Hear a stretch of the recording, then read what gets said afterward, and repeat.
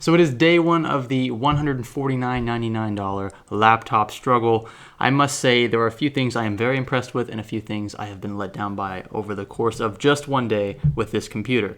One of the things that I do enjoy about this computer is the fact that there are two USB ports, not just one. So coming from the Acer 110 to this computer, it was nice to be able to utilize two USB ports. I would not be able to hook up, for one, this blue microphone here and a nice cheap, well, it's not really nice at all. It's just a cheap mouse to be able to navigate quicker versus using this little touchpad right here.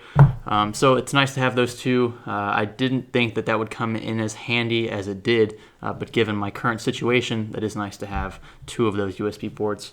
I didn't bother downloading Steam for two reasons actually. The first reason is because I don't have enough storage to probably even download a single game from Steam. I think I have at the most 5 gigabytes left. Let's see over here. I have 6.5 gigs of available storage, and I know there are some games that I could download from Steam that wouldn't take up all that space, but I'm just gonna end up deleting them anyway, and I wouldn't recommend even downloading Steam on this device because this is not meant to game. So don't buy this thing for strictly for gaming. But I will show you that you can get by with certain games. Minecraft is obviously the one that comes to mind, at least for me. So I gotta find the application here.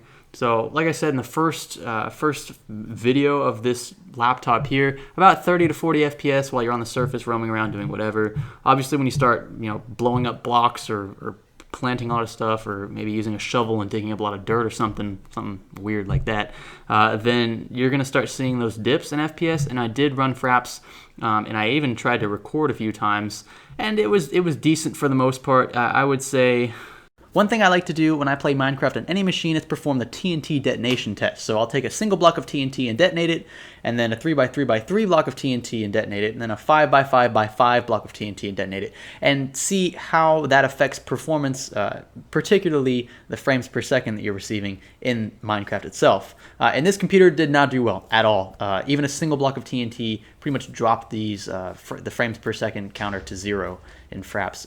It lagged for a long time. So if you plan on exploding anything in Minecraft, don't.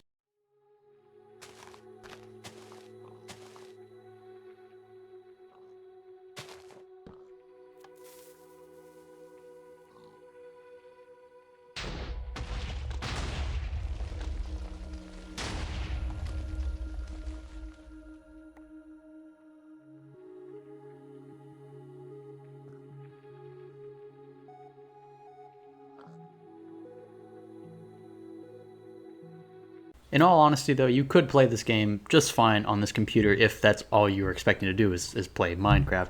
Something off of Steam would be a lot more difficult to, for one, just download, alone to find enough storage to store the game itself, but then also to run integrated HD graphics. Not ideal for any of that at all, and I mentioned that in the first video as well.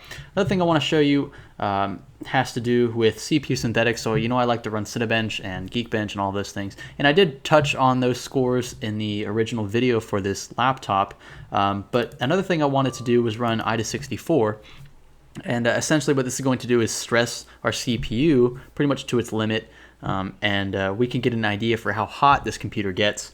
I would like to point out, first and foremost, that there is a section of this computer that gets fairly hot, much hotter than the other sections of the computer, and it's up here in the upper left-hand corner, underneath the WASD directional keypad area. I believe that the CPU is located directly under here. It does get very hot, even though this entire computer is passively cooled, so you don't have to worry about hearing anything when it gets loud, but the fact that it is passively cooled does cut into the computer's ability to dissipate heat. And that's what you notice when this computer is playing games like Minecraft, or doing some pretty intensive CPU tasks like I was doing a couple days ago, and that was the video editing with this thing. Even Movie Maker is very taxing on this machine. But we are going to stress each core, and we're going to see how hot things get. So currently, right now, keep in mind that I am running Audacity at the moment with this microphone. So that's already running in the background, and our CPU temperatures are currently at around 42 to 43 degrees. And you can actually feel that heat kind of moving, making its way through the keyboard at least. But I am going to turn that on right now and give you guys an idea for how hot this thing will get under full load. So I'll go ahead and click Start. And our CPU usage is at 100%. I also want to see if this thing thermal throttles at all. I'll be interested to see how hot this thing gets, and then at what point the CPU begins to throttle its overall frequency. So that'll be interesting. Okay, so actually this is very surprising. We've just been under about 2 or 3 minutes worth of load. Actually, we haven't even gotten 2 minutes yet. But things have definitely already begun to level off.